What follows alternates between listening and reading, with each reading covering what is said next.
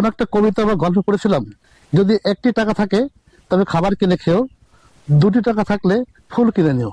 জি দর্শক, আজ এসেছি ফুল নগরীতে। দেখতে পাচ্ছেন আমি একটি জারবেরা ক্ষেতে অবস্থান করছি। আর এই ক্ষেতটি হচ্ছে যে ঝিনাইদহ জেলার কালীগঞ্জ উপজেলার ত্রিশনপুর ইউনিয়নের ত্রিশনপুর গ্রামে। এই গ্রামের কৃষি উদ্যোক্তা এস.এম. টিপু সুলতান, তিনি বিভিন্ন প্রকার ফুলের আবাদ করেছেন। তার আবাদ কিন্তু ফুলের ভিতরে রয়েছে জারবেরা, গোলাপ, লিলিয়াম সহ বিভিন্ন প্রকার ফুল। আমরা এখন অবস্থান করছি তার জারবেরা ফুলের একটি বাগানে। যে দর্শক, আমরা জেনে নেব এই টিপু ভাই কখন কিভাবে এই ফুলের আবাদ শুরু করেছেন, এই ফুল চাষের পদ্ধতি কি আছে এবং ফুলে রোগ ব্যাধি প্রতিরোধে তিনি কি কি কার্যকরী ব্যবস্থা গ্রহণ করে থাকেন। পুরো ভিডিওটি দেখতে প্রথম থেকে শেষ পর্যন্ত আমাদের সাথেই থাকুন। দর্শক, এখন আমরা কথা বলবো ঝিনাইদহের সেই বড় ফুল চাষী এস.এম. টিপু সুলতান ভাইয়ের সাথে। টিপু ভাই এই খেতে আছেন, তার কাছ থেকে আমরা ফুল চাষের যাবতীয় তথ্য জেনে নেব। টিপু ভাই একটু আসেন। আসসালামু আলাইকুম ভাই। ওয়ালাইকুম আসসালাম ওয়া রাহমাতুল্লাহি ওয়া বারাকাতুহু। কেমন আছেন ভাই? আলহামদুলিল্লাহ। অনেকদিন পরে তো আপনার ফুল খেতে আবার আসলাম। দর্শক, টিপু ভাইকে আপনারা সবাই চেনেন। টিপু ভাই একজন বড় ফুল চাষী এবং তার খেতে কিন্তু জারবেরা, গোলাপ, গ্লাডিওলাস, চন্দ্রমল্লিকা, লিলিয়াম, টিউলিপ সহ বিভিন্ন প্রকারের ফুলের আবাদ কিন্তু তিনি করে থাকেন। তা আমরা এখন দাঁড়িয়ে আছি টিপু ভাইয়ের জারবেরা ফুলের বাগানে। আর টিপু ভাইকে আপনারা সবাই চেনেন, তারপরেও দর্শকের উদ্দেশ্যে টিপু আপনি আপনার পরিচয়টা দিবেন। আসসালামু আলাইকুম ওয়া রাহমাতুল্লাহ। আমি এস.এম. টিপু সুলতান, একজন ফুল চাষী বা উদ্যোক্তা। সবাই আমাকে টিপু নামে চেনে। আমার এই জায়গার নাম 6 নম্বর তিলোচনপুর ইউনিয়নে 45 নম্বর মৌজার এই যে আমার যে বাগানটা দেখছেন এটা। আচ্ছা, ধন্যবাদ ভাই। আপনি তো বিভিন্ন প্রকারের ফুলের আবাদ করে আসছেন দীর্ঘদিন যাবত। দর্শকদের একটু জানাবেন আসলে আপনি কখন থেকে ফুলের আবাদ শুরু করলেন? আমি আসলে 2016 সাল থেকে ফুলের আবাদ শুরু করছি। 2016 সাল থেকে নিজে প্র্যাকটিক্যালি মাঠে ফুলের চাষ শুরু করছি। আর এর আগে আমি একজন ফুল ব্যবসায়ী ছিলাম, ব্যবসায়ী থেকে ফুল উদ্যোক্তা হয়েছি, এখন ফুল ব্যবসায়ী। তো আমি 1998 সাল থেকে ফুলের সাথে জড়িত। শাহবাগ, ঢাকা শাহবাগ থেকে খামারবাড়ি থেকে আগারগাঁও। আমি আগারগাঁও দীর্ঘ 12 বছর পরিষদের আর কি ওখানে ম্যানেজমেন্ট যে পরিষদ আছে সংগঠন, তার একবার জয়েন্ট সেক্রেটারি ছিলাম। লাস্টের এই 3 বছর সহসভাপতি ছিলাম। এবার আর নির্বাচন করিনি, কারণ আমি এখানে ব্যাপকভাবে জড়িয়ে গেছি। আমি আবার ঝিনাইদহ জেলার ড্রাগন চাষী কল্যাণ সমিতির সভাপতি। এলাকা নিয়ে এখন ব্যস্ত আছি। ঢাকার পথটা ছেড়ে দিলাম। আচ্ছা, আমরা একটু জেনে নিই যে আসলে আপনার কতটুকু এলাকা জুড়ে আপনি বর্তমানে ফুলের আবাদ করছেন? আমি আসলে টোটালি 27 বিঘা জমি নিয়ে চাষ করি, কিন্তু আমার টোটাল এই জায়গায় যে জায়গাটা এক জায়গায় এখানে 18 বিঘা জমি আছে। আচ্ছা, 18 বিঘার মধ্যে প্রায় 14 থেকে 15 বিঘাই ফুল। আচ্ছা ফুল। আচ্ছা, আমি তো একটু থামাই দিই। এই যে বললেন যে মোট 27 বিঘার কথা বললেন, তাই তো? তো এখানে আপনার কি কি ধরনের ফুল আছে? আমার এখানে ফুল আছে জারবেরা। জি, আমার ফুল আমি একবার 17 সালে লিলিয়ামও করছিলাম, এবার টিউলিপ করছি। আচ্ছা, তারপরে থাই গোলাপ আছে, চন্দ্রমল্লিকা আছে। চন্দ্রমল্লিকারও অনেকগুলো ভ্যারাইটিস আছে। যেটা আছে চন্দ্রমল্লিকা কেটেপ আছে, আরেকটা আছে চন্দ্রমল্লিকার ইন্ডিয়া বলে পম্পাম, আমাদের দেশে বলে বুতাম। চন্দ্রমল্লিকার আরেকটা ভ্যারাইটিস আছে, সেটা নাম মাম, সেটাও করেছি। আচ্ছা, আমাদের একটু বলবেন যে আসলে আমরা যে খেতে দাঁড়িয়ে আছি এটা তো জারবেরা। জি, জারবেরা তো আসলে দেখছি বিভিন্ন কালার। এখানে কয়টা কালারের ফুল আছে? আমার এই টোটালে এখানে 6.5 বিঘের উপরে শেড করা আছে, যেটা দেখছেন না টোটালে 6.5 বিঘে শুধু জারবেরার শেড। তো এখানে আমাদের এখানে 8টা কালার আছে, মূলত 7টা কালার বেশি, একটা কালার কম। তো জারবেরার অনেকগুলো কালার আছে। আমরা ইন্ডিয়াতে পণ্যতে দেখি 30-35টার উপরে কালার, কিন্তু বিশেষ করে আমরা তো যেখানে বাজার ব্যবস্থা যেরকম সেরকম দরকার, তো আমাদের এখানে 7টা কালারই চলে ভালো, এই জন্য আমরা এইগুলি লাল আছে, হলুদ আছে, সাদা আছে, পিঙ্ক আছে, বেবি পিঙ্ক আছে, মেজেন্টা কালার আছে, ইয়েলো আছে। হ্যাঁ, অনেক প্রকারের মোট 7টা কালারের ফুল অ্যাভেলেবল আছে। আচ্ছা, ঠিক ভাই, একটু জিনিস বলবেন যে দর্শকের উদ্দেশ্যে এবং যারা কৃষি উদ্যোক্তা ভাই আছেন, যদি 1 বিঘা জমি থেকে যদি জারবেরার আবাদ করতে চায় বা চাষ করতে চায়, সেক্ষেত্রে তার কেমন টাকা ব্যয় হতে পারে? আমরা যে সিস্টেমে যে বাগান দেখছেন, বাঁশ দিয়ে বা পলি দিয়ে যে প্লার দিয়ে কারেন্টের, এই সিস্টেমে টোটাল চারা সহ টোটাল এখন প্যাকেজিং খরচ হবে 16 লাখ টাকা। 16 লাখ টাকা। যেটা আমি ওই যে এখন নতুন একটা বাগান করছি দেখছেন না, ওই যে ওইটা এখনো ফুল আসে না, ওইটা আমাকে 16 লাখ টাকা খরচ হয়েছে রানিং। আচ্ছা, এক সময় এসে আর কম বেশি লাগতো, এখন চারার দাম বেশি, সব পলিথিন দাম। এই যে 1 বিঘা জমিতে 16 লাখ টাকা ব্যয় করে আপনি ফুল লাগাচ্ছেন, জারবেরা লাগাচ্ছেন। আচ্ছা, এই লাগানো কতদিন পরে আপনি ফুল পাবেন? সর্বোচ্চ 3 মাস। 3 মাস পরে। আচ্ছা, 1 বছরে যে 16 লাখ টাকা ব্যয় করছেন, ব্যয় করে কি আপনার জারবেরা ফুল বিক্রি করে কি সেই ব্যয় করা অর্থ মানে সংকলন করা কি সম্ভব? আসলে এই ফুলটা যদি প্রাকৃতিক কোনো দুর্যোগ না হয় 5 বছর অনায়াসে থাকে। আচ্ছা, 5 বছর। সেক্ষেত্রে ফুলের দাম বাড়া ওঠা করে। যখন এখন কম দাম চলছে, ডিসেম্বর মাসে অনেক বেশি ছিল, তো সব মিলায় আমরা একটা রেট ধরেছি। রেট ধরে আমি যদি অ্যাভারেজ হিসেব করি যে সব মিলায় 5 থেকে 6 টাকা রেট পাই সারা বছর, তাহলে 1-1.5 বছরের টাকা উঠে যায়। ও আচ্ছা, 1 বছর টাকা উঠে যাবে। আচ্ছা, 1.5 বছর, সর্বোচ্চ 1.5 বছরের মধ্যে টাকা উঠে যাবে। আচ্ছা, এখন ফুলের দাম কেমন যাচ্ছে? তারপরে এক পিস কেমন বিক্রি হচ্ছে? এখন 4 টাকা থেকে 4.5 টাকা, 5 টাকা বেচতে আমরা, মানে 5-6 টাকা বিক্রি হচ্ছে, 5-6। আমরা আবার কমিশন দিয়ে বেচতে একটা কম পাই, 4 টাকা পাচ্ছি, কিন্তু এটা পাওয়ার কথা ছিল না আমাদের ফেব্রুয়ারি মাসে। আশা করছি বেড়ে যাবে না, বিশ্ব ইজতেমার কারণে ফুলের উপর একটু প্রভাব পড়ছে। এইবারে তো এই যে ফেব্রুয়ারি মাসে 21শে ফেব্রুয়ারি আন্তর্জাতিক মাতৃভাষা দিবস, 16 ফেব্রুয়ারি আমাদের ভ্যালেন্টাইন্স ডে বা ভালোবাসা দিবস আমরা বলে থাকি, এই সময় ফুলের কিন্তু চাহিদা থাকে আর কি। সব ঠিক আছে, কিন্তু আমরা আসলে এখানে মুসলিম প্রধান দেশ, আমাদের দেশে ম্যাক্সিমাম মুসলমান, আমাদের বিশ্ব ইজতেমা একটা বিশাল হেডেক। এই বিশ্ব ইজতেমা সারা বাংলাদেশ ব্যাপী হয়, আর প্রত্যেকবারই বিশ্ব ইজতেমা হওয়ার সময় ফুলের দাম যে কদিন থাকে সেদিন কম থাকে। তো এবার বিশ্ব ইজতেমাটা পড়ে গেছে ফেব্রুয়ারি মাসে, তো এই জন্য আমরা একটু আসলে কিছুদিন ফুলের দাম কম যাচ্ছে। আশা করছি বিশ্ব ইজতেমা শেষ হওয়ার সাথে সাথেই আমাদের ফুলের দামটা আবার জায়গায় চলে যাবে আশা করছি। আচ্ছা, একটু জারবেরা যে ফুল আছে, এই জারবেরা ফুলের চাষ পদ্ধতিটা একটু বলবেন।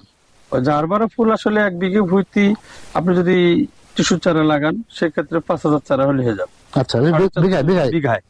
আর যদি কাটিং চারা লাগান, এখানে চারা করে চারা পাওয়া যায়, সেক্ষেত্রে আমার ওই পাশে যে 2 বিঘে বাগানটা, ওটা কাটিং চারা আমি নিজে চারা করি, কারণ চারার দাম অনেক বেশি। আমরা এবার চারা নিয়ে আসলাম, একটা চারা 85 টাকা দাম, এক পিস চারা 85 টাকা দাম, ইন্ডিয়া থেকে আনছি। এখন মানে ভ্যাট ট্যাক্স দিয়ে আরো বেশি। তো সব মিলে যদি আমি কাটিং করেন, তাহলে অনেক খরচ কম হয়ে যাবে। আপনার একটা কাটিং চারা 10-15 টাকায় পাবেন, সেটারে যদি আপনার 5000 চারা, যদি 7000 চারা লাগান, সেখানে 5000 টাকা চারা টিকে যাবে। সেক্ষেত্রে 15-20 টাকাই পড়বে। যদি আপনি কাটিং চারা লাগান, হয়তো 5 বছর এরকম কন্টিনিউ ভালো ফুল দিবে না, যত্ন করলে দিবে, কিন্তু টিস্যু চারাটা আবার 5 বছর কন্টিনিউ ভালো ফুল দিবে। আচ্ছা, আর এমনি এই যে শেষ সারের বিষয়টা একটু বলবেন। শেষ তো মাসে 2 বার সার দেওয়া লাগে। আচ্ছা, আমরা কন্টিনিউ ঘুরে ফিরে সার দিই। একবার দিই ভার্মি কম্পোস্ট সার, কেঁচো কম্পোস্ট যেটা বলে, কখনো দিই দর্শনা সোনার দানা, আবার একবার দিই টিএসপি, আবার 1 মাস পরে ঘুরিয়ে দিই ঢ্যাপ, ইউরিয়া, পটাশ, এটা কিন্তু কম বেশি থাকেই। সাথে বড় এই ফুলের বড় শত্রু আছে মাকড়নাশক, যে মাকড়ার থেকে যে লাল মাকড় হয় ছোট ছোট, এরই ওর বড় শত্রু। এরই ওষুধ ব্যবহার করতে হয়। বিভিন্ন কোম্পানির বিভিন্ন নাম ওষুধ আছে, সিনজেন্টার আছে, ভার্টিমিক্স, এক কোম্পানি এক রকম ওষুধ। মাকড়নাশক ওষুধ সবাই চেনে, অ্যামোমেথিন, বেনজাইড। ফুলে যে রোগ বলে কথা বলছেন, আসলে অনেক প্রকার ছত্রাক লাগে। এগুলো শুধু ছত্রাকের ভয়, আর পোকা, আর কোনো অন্য কোনো রোগ দেখি না। ছত্রাকের জন্য বিভিন্ন রকম ডোসের ওষুধ আছে, যেরকম আপনার সামান্য জ্বর হলে প্যারাসিটামল খালি সারে, এখন জ্বরের অতিরিক্ত তাপমাত্রা বেড়ে এখন আবার অ্যান্টিবায়োটিক দেয়। তো আমরা প্রথম অবস্থায় যদি ছত্রাক লাগে সামান্য দেখি, সেখন রিডোমিল স্প্রে করি, অ্যান্টোকল জাতীয়। যখন দেখি লিমিট ক্রস করছে, সেখানে আমরা অ্যামিস্ট্রাকটপে চলে যায় অথবা লুনায় চলে যায়, মানে হাই অ্যান্টিবায়োটিক ঠিক হয়ে যায়। আচ্ছা, একজন ফুল চাষী হিসেবে আপনি তো দীর্ঘদিন ধরে ফুল চাষ করছেন, আর এই ফুল তো একটা আসলে ভালোবাসার প্রতীক আমরা বলি আর কি। তো এই ফুল চাষ করে আপনি একজন কৃষক হিসেবে যে খ্যাতি পেয়েছেন, কৃষক হিসেবে যে সম্মান আপনি পাচ্ছেন এই ফুল চাষে, আপনার অনুভূতিটা কি? আমি আল্লাহর কাছে লাখ লাখ শুকরিয়া, যে আমি প্রথমে বলবো যে আমার এখানে, আমি একজন কৃষক হয়ে আমার এখানে 15 জন লোক কাজ করে, তাদের রিজিকের ব্যবস্থা আমার মাধ্যমে দেওয়া হচ্ছে। এর জন্য আমি আল্লাহর কাছে কোটি কোটি শুকরিয়া যে আমি কৃষক হয়ে 15 জন লোকের সংসার আমার মাধ্যমে আল্লাহ তাদের রিজিকের ব্যবস্থা করে দিয়েছে।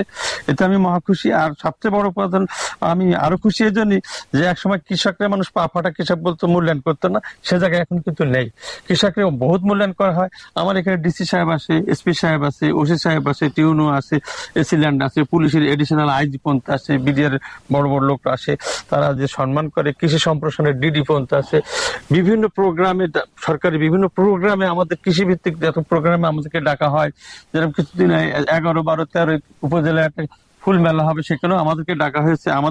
আমাদের সাথে মিটিং করা হয়, আমাদের কি কি সুযোগ সুবিধা লাগবে সেগুলো বলা হয়। তার কাছে কোটি কোটি শুকরিয়া। মানে কৃষক আর আসলে কৃষক নেই। আর এই কৃষির মধ্যে এখন আর কি ছোটখাটো সবাই উদ্যোক্তা হয়ে আসতেছে, অ্যাভেলেবেল এডুকেটেড পার্সন কৃষি চলে আসছে। আর কৃষি আসলে আমরা যে বাপদাদারা আমলে যে কৃষক চাষ করতো, যেরকম একটা মাটির পিএইচ কি তারা জানতো না।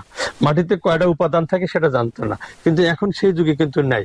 আন্দাজে একটা কৃষক ওষুধ ছাড় দিয়ে যেত, আমার হয়েছে দাঁতে ব্যথা, ও দিতে হলে কি পেটে ব্যথার ওষুধ, কাজে ওই ছাড়তো না। কিন্তু আমরা এখন মাটির পিএইচ পরীক্ষা করি, আমার নিজেরই মেশিন আছে, আমার প্রত্যেকটা জমিতে এক সপ্তাহ আগে পিএইচ পারবা 6.5 আছে, একদম পারফেক্ট পিএইচ আছে।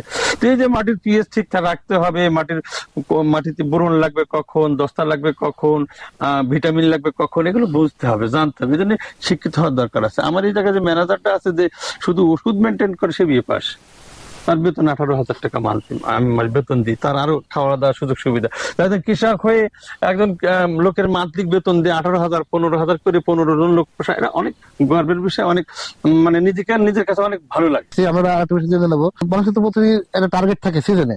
তো এই যে আপনাদের দুটো দিবস আসছে, 14 ফেব্রুয়ারি এবং 21 ফেব্রুয়ারি, বিশ্ব ভালোবাসা দিবস এবং আন্তর্জাতিক মাতৃভাষা দিবস, এই দুই দিবসে আসলে আপনার কেমন টাকার ফুল বিক্রির টার্গেট আছে? আসলে আমরা টার্গেট করি হচ্ছে ডিসেম্বর, জানুয়ারি, ফেব্রুয়ারি, মার্চ, এই 4 মাস।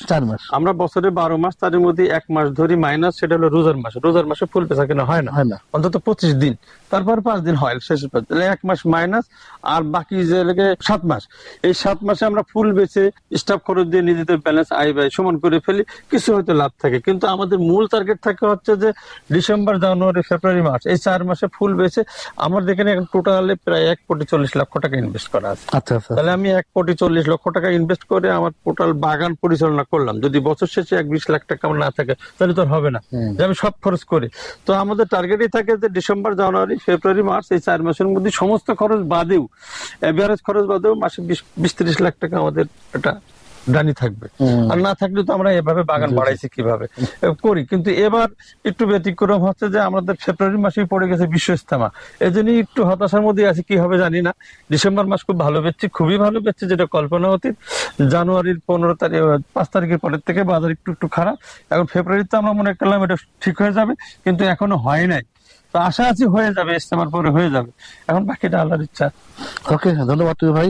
এবং যারা দর্শক দেখছেন, যারা বেকার আছেন, লেখাপড়া শিখে চাকরি বাকরি পাচ্ছেন না, হতাশাগ্রস্ত আছেন, আসলে আমাদের বাংলাদেশের মাটি হলো সোনার মাটি।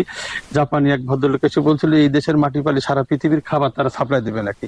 তো সেই মাটির দেশে আমরা বসবাস করি। আমার পৃথিবীর কয়েকটা দেশে যা সৌভাগ্য হয়েছে, যারা মিডিল ইস্ট, সৌদি আরবে গেছে, তারা একটা গাছ জন্মাতে গেলে যে পয়সা খরচ করে, সেগুলো আমরা খাওয়া পিছনে অতটা খরচ করি না। আর আমাদের দেশে ওয়ালে পাখিতে পায়খানা গেলেও সেখান থেকে গাছ হয়। সেই দেশের আল্লাহ আমাদেরকে জন্মগ্রহণ করেছে, এটা আমাদের সৌভাগ্য। আমাদের মাটি হলো সমতল। তাই বেকার হতাশা ভাইদেরকে বলছি যে হতাশা আগ্রহ করে শুধু ফুল করতে হবে কিনা তাই না, এখন নতুন নতুন ভালো ভালো চাষ হয়েছে, ড্রাগন, পেয়ারা, বরুই, কমলা, মালটা, অ্যাভোকাডো, হ্যাঁ, কিউএ, বিভিন্ন ধরনের চাষ করতেছে এখন। আর এগুলো শিক্ষিত লোক দিয়ে সম্ভব, মূর্খ লোক দিয়ে সব চাষ করা সম্ভব না। তবে ভাইদেরকে বলবো যে যারা বেকার যুবক আছেন তারা হতাশা না হয়ে এইসব চাষের মধ্যে আসেন। আমাদের কাছে কোনো পরামর্শ লাগলে সরাসরি যোগাযোগ করে দেন, আমার নাম্বার দিয়ে থাকবে এখানে, আমার এই রহিমের সাথে যোগাযোগ করবেন, যত পরামর্শ লাগে আমি ফ্রি দিয়ে দেবো ইনশাআল্লাহ। দর্শক, টিপু ভাইয়ের সাথে আমরা কথা বললাম, আর টিপু ভাই ফুল চাষে অনেক অভিজ্ঞ মানুষ। আমরা টিপু ভাইয়ের নাম্বারটা আমাদের ভিডিও স্ক্রিনে দিয়ে দেবো, কোনো পরামর্শের জন্য আপনি তার সাথে সরাসরি কথা বলতে পারবেন। আর টিপু ভাই, আপনি অনেক সময় আমাদেরকে সময় দিয়েছেন, এই জন্য আপনাকে অসংখ্য ধন্যবাদ জানাচ্ছি ভাই। ভালো থাকবেন। আপনাদের আর কোনো ধন্যবাদ। আসসালামু আলাইকুম।